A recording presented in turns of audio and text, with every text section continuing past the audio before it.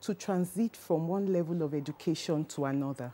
Because the main problem with the girl child is that she starts school, but she's not able to complete because of household responsibilities. Sometimes she's the head of the household. They cannot afford to continue paying school fees. She has to work for her brothers to go to school. You know, these are the stereotypes because the boy is believed to be more important than the girl. And then also we work with out-of-school girls to help them to go back to school. Girls who have had early pregnancies and lost the opportunity to continue their education. Girls who are sometimes sick. Girls who have, you know, no money to go to school. Girls who are vulnerable in different ways. So we work with them to see that they go back to school, sometimes through non-formal education, because some of them cannot go back to the formal schools. And this we do in collaboration and partnership with the Agency for Mass Education and other FCT agencies through the Education Secretariat.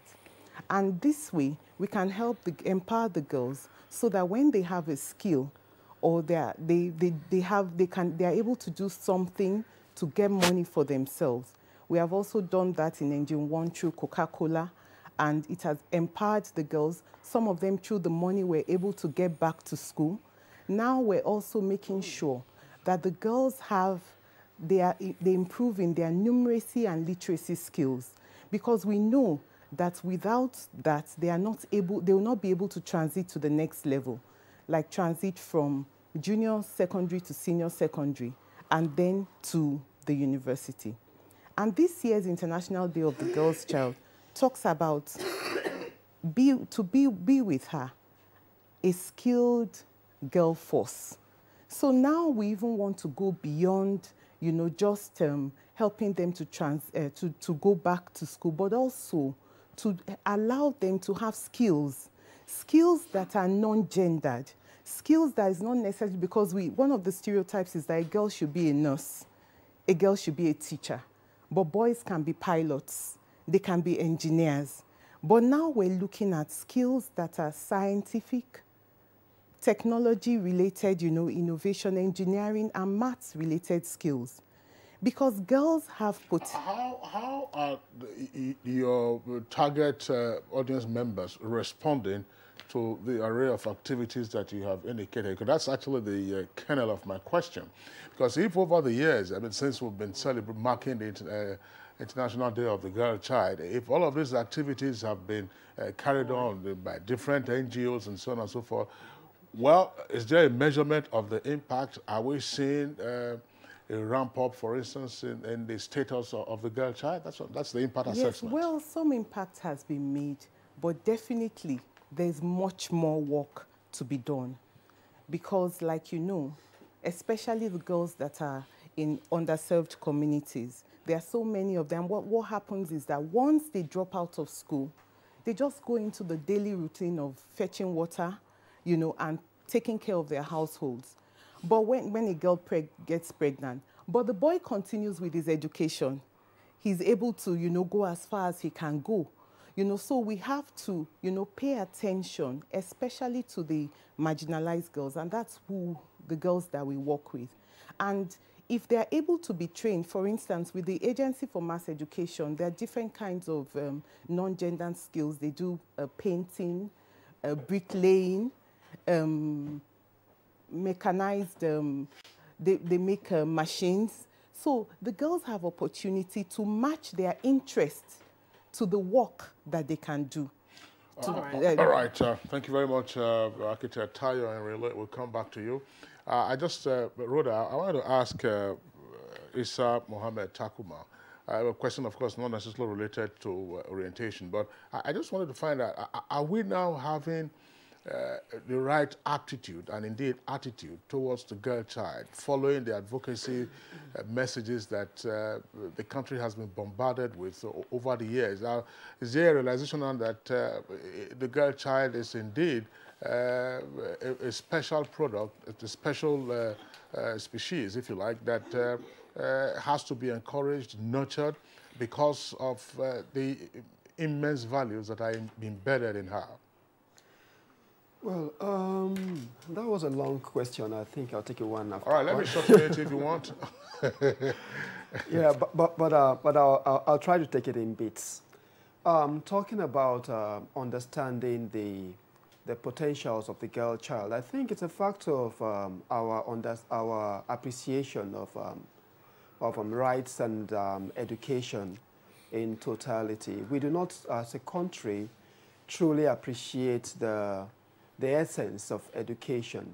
We believe that education is a privilege for the individual and not really a potential benefit to the society and the government as a whole. And that's why I took out my time to try to understand what the real objectives of education are. So the first will be education is meant to be a vehicle to transfer orientation of the community, which is the community's advantage. Mm-hmm. It's supposed to be a way to deliver the potentials and the capacities of the individual, which is personal. It's supposed to also suppress the exposure to vulnerabilities, which is also personal. But then education is also helps to prepare the individual to be applied to the resources of the place. That is structural. That is government. It also helps to resolve group challenges. That is also a government advantage. Now the question is, through the years, year after year, we celebrate the Day of the Girl Child. And year after year, we find girls languishing in their millions and many others dying because we failed to understand the link between education and what we have produced as our girls. Now, looking at the work of non-governmental organizations, which mine is part of, government organizations and the rest, one missing link there is, how do we tie these loose ends together? She was just talking about the beautiful project which is done, which I am unaware of, because we do not really bring everything together. We have government agencies that sit in their comfort zones and wait for people to come drop reports on their laps. We do not find them on the streets trying to find out what is going on. What are these needs? How are our girls vulnerable? How do we tweak our curriculum, in school and out of school curriculum, to respond to these needs and ensure that they don't get burnt away by these vulnerabilities? We have issues turning up year after year. And year after year, we go out, like my auntie here, the senator, apologies to you and your colleagues, but you go out and you sign treaties that you know that you are not willing and ready to implement. We have the Child Rights Act. Lawmakers don't sign treaties. Yeah. Or they ratify on the basis but of course, I am not a lawmaker, so permit my mistake. But then, you ratify them. Do you hold the executive responsible and accountable and work with civil society to ensure that these things are done? We have the Child Rights Act. We are begging states to domesticate. And it's not being done. So I think that we need to work together as stakeholders and ensure that our girls are prepared for the women they will be tomorrow, and not just to be able to read and write and count numbers. All right, thank you very much, Issa Mohammed Takuma. Let's take now the Honourable Senator on some of the issues that you have raised. First of all, let's look at the Child Rights Acts that are still not being domesticated. That's one. And also, two, the issue of early marriage and unwanted pregnancies is still rampant. And one wonders what could still be responsible for this. Thank you very much. I think I was a member of the House of Representatives when the Child Rights Act came on board, and we passed it. Out of 36 states, 24 have ratified it, domesticated it, and it depends on each of the states that is left for the people or the community to now know. A girl, obviously, if she's been deprived of anything, she has the right to go and seek for redress. There was a success story of a girl in Yemen who was married at the age of 9. But when she heard of this thing, she took it upon herself and went and made a civil organization, just like yours, and they stood by her. And the girl was, I mean, she got all what she desired. One, at her age 9, that she was given out of marriage. If a Nigerian girl at the age 9 could go through such, will she go through the rudiment of what that girl did?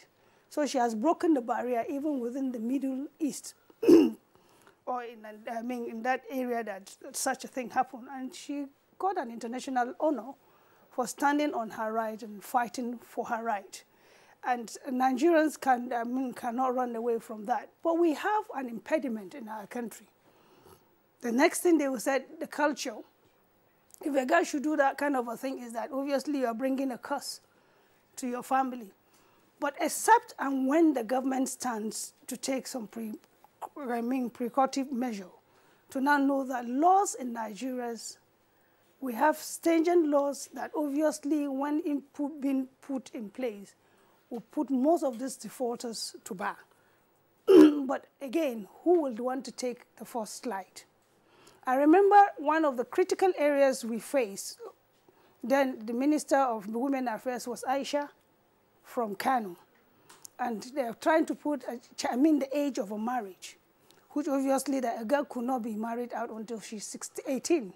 And what was the essence of she being 18 is that by then her reproductive organ will have been developed, so she can be competent enough to carry pregnancy. And the issue of the VVF then was very rampant. Girls getting married at a tender age and trying to give birth, they have this vascular, vaginal issues. And it was a tug of war within the traditional and Islamic, the religious group, where they said, no, you don't need to. And what I told her is that, look, let's be silent on the age. But a girl, at least in rural area, for her to finish her JSS3, she should have been at the age of 18. And at that time, obviously, you can do whatever you want to do with a girl at that point in time. She has gotten the necessary basic educational qualification. She will have known her rights, and she can stand in anywhere to make one or two things as a living to her life. But we talked about domestication without looking at the instrument of implementation. Because now if you, I'm up till today being the chair of the Women Affairs. I've been there since 1999 as a chair in Women Affairs. And areas of interest to me, obviously, is the girl child. Without, I have said it over and over, without the UBE of 1976, I wouldn't have been in school. I've been a victim of the girl child in one way or the other. All of us in Africa, we have been victim of that, of marginalization here and there. Some of us have been deprived, but we needed to. And it depends on the girl or an individual. What do you want to become in life?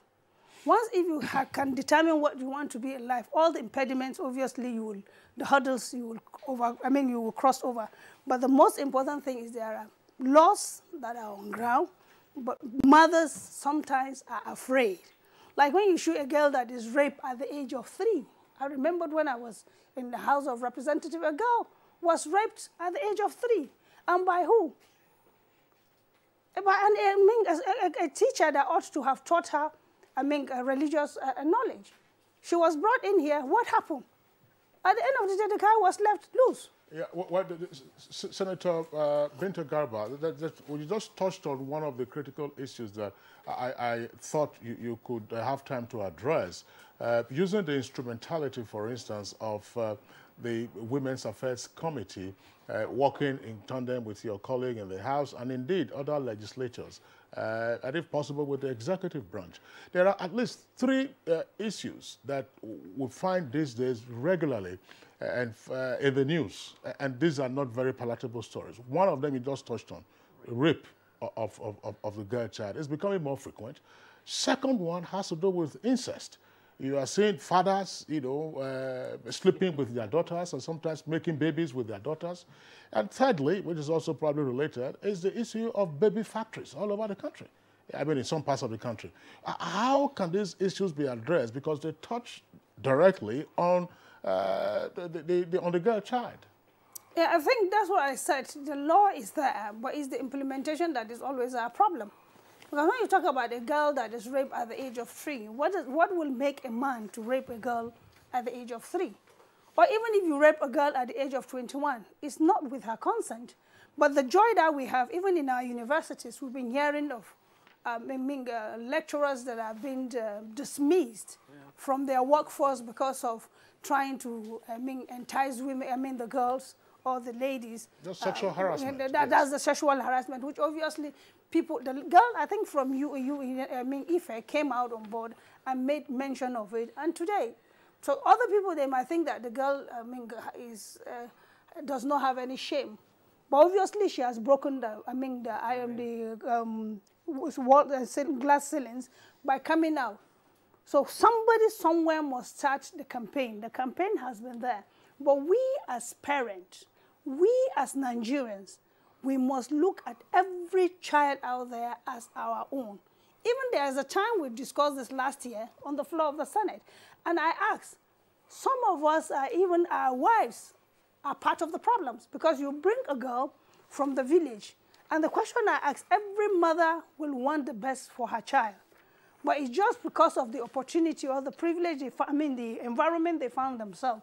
And I said, okay, let's give one out and see if that person can become something useful in society. But our behavior towards such a girl is not palatable at all. You have a girl in the house, you bring in another small girl, and you want her to do all the works in the house, and your daughter is sleeping. You're not sending a good signal to that child. And until we now look at every Nigerian child, either from the east, west, north, and south, as a Nigerian, and we have to play the motherly role on that child, then definitely we might not go anywhere. All right, Senator Binta, thank you. Architect Tayo and Relay, what needs to be done? Some have said that one of the major challenges we face in this country is not just the absence of laws, but that we have a plenitude of laws. Implementation is our greatest challenge. So how then can attention be focused on the maladies that the girl child face today? I take them again: rape, incest, and baby factory syndrome.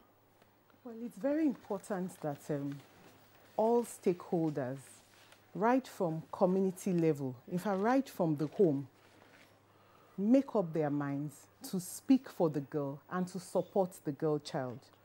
Now, many times, girls do not have people that they can talk to. They don't have people who mentor them or that they can confide in to say that these are the issues.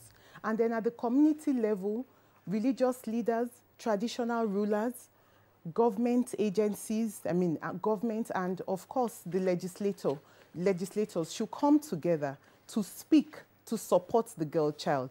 Now, with regards to curriculum and what he spoke about, we came together with government agencies to work out a curriculum for the girl child. We sat down together and worked on it. And then also, it is important that we must know that the girls are looking for who. They don't want to, girls want to know that their potentials must not die. So we all need to speak for them so that their potentials can be realized, so that they do not live empty lives, but they become all that they want to be. Right. They have great potentials, and if we all come together, we'll be able to achieve that purpose. All right, thank you very much, Architect Tayo, Executive Director, Tabitha Kumi. Thank you very much for coming on Good Morning Nigeria today. Also, a very big thank you to Issa Mohammed Takuma, as the National Coordinator, Association of Positive Youths Living with HIV in Nigeria. And finally, a very big thank you to Senator Binta Masigarba, Adama North Central Senatorial District Representative, of course, Chairperson, Women Affairs Senate Committee. Thank you very much for coming on the program this morning. Indeed, we're out of time. The girl child issue is something we'll continue to talk about. We thank you also for being there. We thank you for being with us this morning. We've been on 2 issues, and one of them is on the resumption of the National Assembly, matters arising, and of course, finally, the girl child. Thank you for watching. I'm Rhoda Anona. We'll see you again tomorrow. And I'm Kingsley Osadolo. I join Rhoda in thanking you also for tuning in. As you said, the program returns same time tomorrow, 7 o'clock in the morning. Enjoy the rest of your day.